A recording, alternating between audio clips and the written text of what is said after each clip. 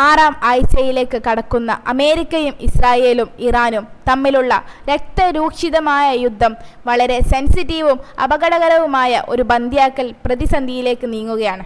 ഇറാനെ ശിലായുഗത്തിലേക്ക് തിരികെ അയക്കുമെന്ന് US president Donald Trump ഭീഷണിപ്പെടുത്തി ദിവസങ്ങൾക്കു ശേഷം 23 വർഷത്തിനിടയിലെ ഏറ്റവും വലിയ തിരിച്ചടിയാണ് USന് യുദ്ധക്കളത്തിൽ നേരിടേണ്ടി വന്നത്. 2 US യുദ്ധവിമാനങ്ങളായ ഒരു F-15ഉം ഒരു A-10ഉം ഇറാൻ മിസൈൽ തകർത്തു. F-15 ജെറ്റിലെ 2 ക്രൂ അംഗങ്ങളിൽ ഒരാളെ രക്ഷപ്പെടുത്തി. എന്നാൽ രണ്ടാമത്തെ പൈലറ്റിനെ ഇറാനിയൻ പ്രദേശത്ത് ഇപ്പോഴും കാണാനില്ല. അതേസമയം അമേരിക്കൻ പൈലറ്റിനെ കണ്ടെത്താൻ ഇറാന്റെ ഇസ്ലാമിക് റവല്യൂഷണറി ഗാർഡ് കോപ്സ് തെക്കു പടിഞ്ഞാറൻ മേഖലയിൽ വൻ തിരച്ചിൽ ആരംഭിച്ചിട്ടുണ്ട്.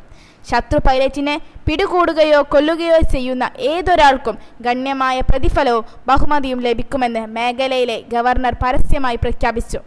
2003 ഇറാഖ് യുദ്ധത്തിനു ശേഷം ഒരു സംഘർഷത്തിൽ US സൈനിക വിമാനം വെടിവെച്ചിടുന്നത് ഇതാദ്യമാണ്. ഇറാനിയൻ മാധ്യമങ്ങൾ പറയുന്നതനുസരിച്ച് ഇറാനിയൻ ആക്രമണത്തിനു ശേഷം ഒരു അമേരിക്കൻ A-10 ആക്രമണ വിമാനവും കുവൈത്തിൽ തകർന്നു വീണു. എന്നാൽ അതിൻ്റെ പൈലറ്റിന് സുരക്ഷിതമായി രക്ഷപ്പെടാൻ കഴിഞ്ഞു. US സൈന്യത്തിന് ആകാശത്തിൻ്റെ പൂർണ്ണ നിയന്ത്രണം ഉണ്ടെന്ന ട്രംപ് ഭരണകൂടത്തിൻ്റെ അവകാശവാദങ്ങളെക്കുറിച്ച് ഈ സംഭവങ്ങൾ ഗുരുതരമായ ചോദ്യങ്ങൾ ഉയർത്തുന്നു. കാണാതായ പൈലറ്റിനെ തിരയുന്ന 2 US ബ്ലാക്ക് ഹോക്ക് ഹെലികോപ്റ്ററുകൾക്ക് നേരെയും ഇറാൻ വെടിയുതിർത്തതായി റിപ്പോർട്ടുകളുണ്ട്. വൈറ്റ് ഹൗസിൽ നിന്ന് രക്ഷാപ്രവർത്തനം പ്രസിഡന്റ് ട്രംപ് മിനിറ്റുകൾ തോറും നിരീക്ഷിച്ചു കൊണ്ടിരിക്കുമ്പോൾ നയതന്ത്ര ചർച്ചകൾ പൂർണ്ണമായും സ്തംഭിച്ചു. പാകിസ്ഥാന്റെ മധ്യസ്ഥതയിൽ ഇസ്ലാമാബാദിൽ നടക്കുന്ന സമാധാന ചർച്ചകളിൽ പങ്കെടുക്കാൻ ഇറാൻ വ്യക്തമായി വിസമ്മതിച്ചു.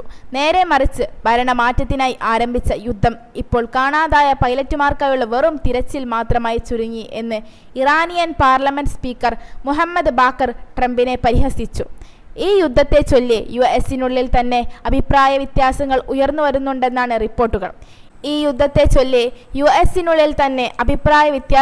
ഉയർന്നു വരുന്നുണ്ടെന്നാണ് റിപ്പോർട്ടുകൾ.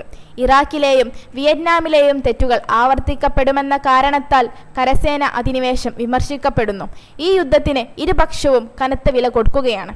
സെൻട്രൽ കമാൻഡിന്റെ കണക്കനുസരിച്ച് ഇതുവരെ 13 US സൈനികർ കൊല്ലപ്പെടുകയും 300-ലധികം പേർക്ക് പരിക്കേൽക്കുകയും ചെയ്തിട്ടുണ്ട്. അതേസമയം ആയത്തുള്ള അലി ഖമേനിയുടെ വധത്തോടെ ആരംഭിച്ച ഈ ആക്രമണങ്ങളിൽ 4000-ലധികം ഇറാനികൾ കൊല്ലപ്പെട്ടു. ഇസ്രായേലിനെതിരായ മിസൈൽ ആക്രമണങ്ങൾക്കും ബുഷഹർ ആണവ നിലയത്തിനും പെട്രോ കെമിക്കൽ സോണിനും സമീപമുള്ള US ആക്രമണങ്ങൾക്കും ഇറാൻ ഇപ്പോൾ ശക്തമായ മറുപടി നൽകിക്കൊണ്ടിരിക്കുകയാണ്.